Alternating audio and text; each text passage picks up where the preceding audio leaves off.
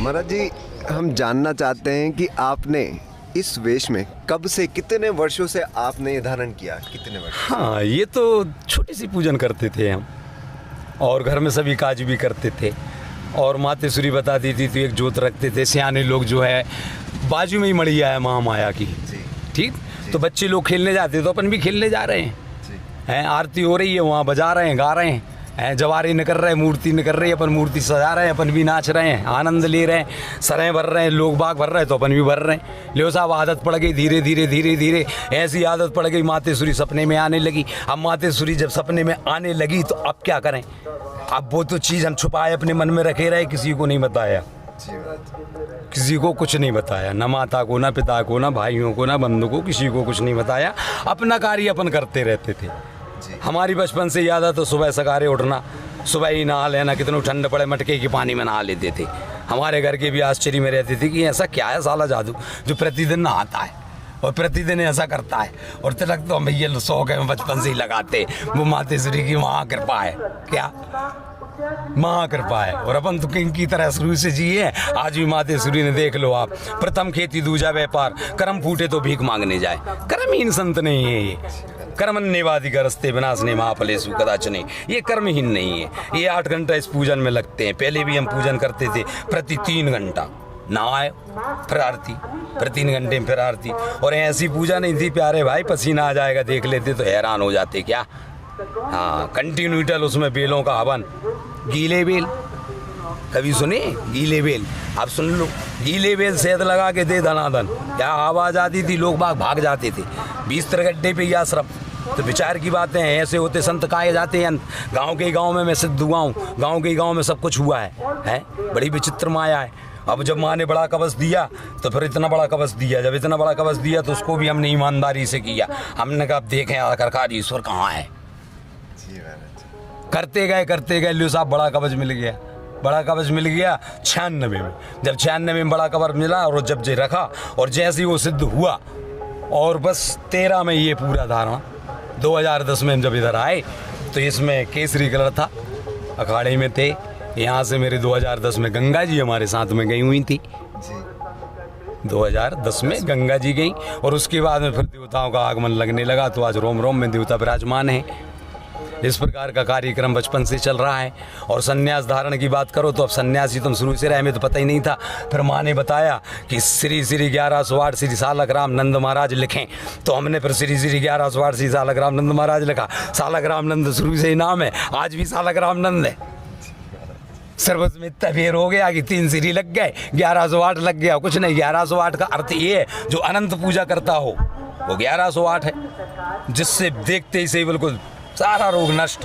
यानी कि ईश्वर नहीं है, ईश्वर की क्षमता आ जाती है। आप पूजा करो ना, आ जाए तो जो कहो सो देंगे मेरे प्यारे भाई, गारंटी सालग्राम नंद महाराज की। हाँ, ये तो बिल्कुल ये समझ जाओ पारवट काम है, क्योंकि जगत माता जगत जननी इस कलयुग में देवी ही है, देवी के अलावा कुछ नहीं है। देवी देने वाली का और देवता चित्त न धरी हो, क्यों? इसलिए नहीं धरेंगे कि आपकी कुल देवी जो है ना कई पुरखों से पूज रही है, करोड़ों अरबों खरबों से। वो तो ऑटोमेटिक सिद्ध है, ऑटोमेटिक। जब ऑटोमेटिक सिद्ध है तो हम ही तो कह देते उसी के बल पे कि लीजिए आप अपनी कुलदेवी का नाम, और जैसे ही आपने नाम लिया कि आप बिल्कुल एकदम स्वच्छ हो गए, जहाँ के तहाँ टनाटन, क्या, और अपना भी दिल खुश हो गया। हमने भी पता चल गया कि हाँ मेरी भक्ति राइट चल रही है, क्या, कि जब आप खुश हो गए तो फिर हम दूल्हे खुश हो गए। और फिर दक्षिणा भक्षणा की तो चिंता मूर्खों को रहती, सालग्राम नंद को नहीं रहती। जिसके पास में सारी दुनिया का सहस्य छुपा हुआ है, उसको काहे की चिंता है?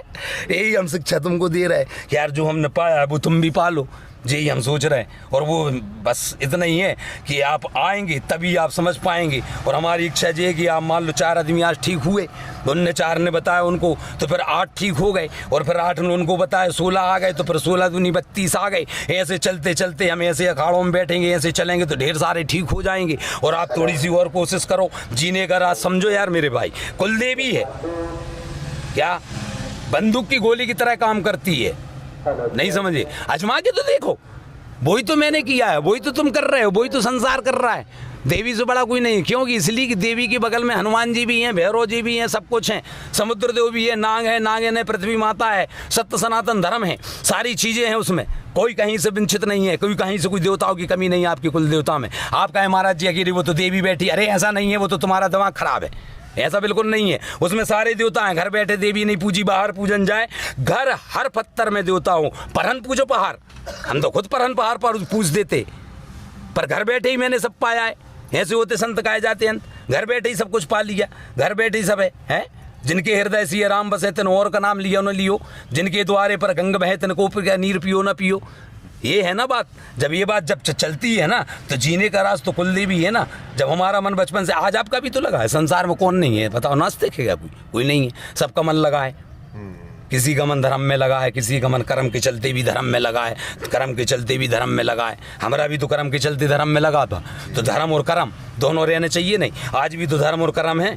8 घंटा घस रहे हैं, चंदन लगा रहा है, किसके प्रति लगा रहा है? आप सबके प्रति लगा रहा है। मैं पहले पूजा नहीं बताता था किसी के लिए, कुछ भी नहीं बताता था। बहुत बड़ा कवच चल रहा है, कुछ भी नहीं बता, जो भी आता था उसको भगा देते थे। जाइए भैया, पहले हम तो ठीक हो जाएं, पहले हमारी भगवती ठीक कर दे, फिर हम आपको ठीक करेंगे। जब भगवती हमें ठीक नहीं कर पा रही और हमरे काज कच्छु नहीं दे पा रही, हम तुम्हें कहाँ से दे दें? ऐसा कहें। जब ऐसा कहें तो और भक्त आने लगे, वो भी पूछ रहे कि नहीं महाराज जी हमें बताओ। तो आप एक भक्त तो रोने लगा, अरे हमारा दिमाग खराब हो गया। हमने कहा हटाओ भैया, तुम तो जाओ अपना काम धंधा देखो। फिर माँ ने सपना दिया मेरे लिए। अब बोले कि महाराज जी आप प्रति 3 घंटा पूजन करते, सोते कब थे? जब सोते कब थे? अब इतनी सारी जोते कैसे देखोगे? 11 जोत से 33 जोते हो गई हैं, धूना भी बड़ा हो गया, सारी चीज़ें बड़ी हो गई, पूरा दमादम चल रहा है काम इतना गजब का कि अब तुम्हें क्या बताएं। देखने वालों के दिमाग अब स्थायी नहीं थे क्या, और अभी भी जो हमको देखते हैं उनके दिमाग भी स्थायी नहीं है। और देखने से उनका बिल्कुल बाली घाई पूरा पले धरा जाता है, कंप्लीट उनका दिमाग उधर रह जाता है। नहीं तो 20 सालों के लिए भी वो है, वो तो फौरन यहाँ शेर भी बन सकता है, आदमी चूहा भी बन सकता है। यम यम चिंतन भवती, जैसा चिंतन करोगे मातेश्वरी के यहाँ से वैसा वरदान मिलेगा।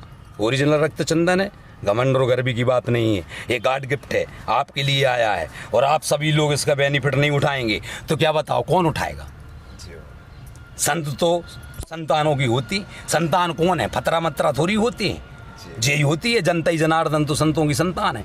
और जब प्रजापति की अपन लोग सबकी एक ही औलाद है, एक ही संतान है, जो तो कर्म के अनुसार श्रेणी बना दी गई है, छिड्डियाँ बना दी गई, सब तो एक ही है ना।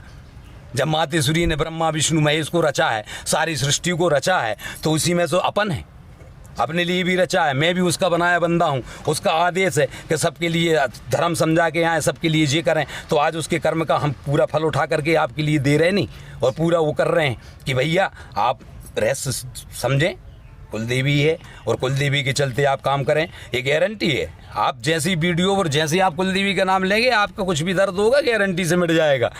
आप कह के तो देखना, करके तो देखना, ना माने तो करके देख, सीधी पंचायत। अब ये भी चंदन कई जनों ने लगाया, बोले महाराज जी अरे हम थोड़ी जलते हैं। तो चंदन भी 3 प्रकार के होते नहीं, एक मल्ल्यागिर होता है, एक लाल होता है, ये खतरनाक होता है। इसको तो बिना पूजा के कोई लगा ही नहीं सकता।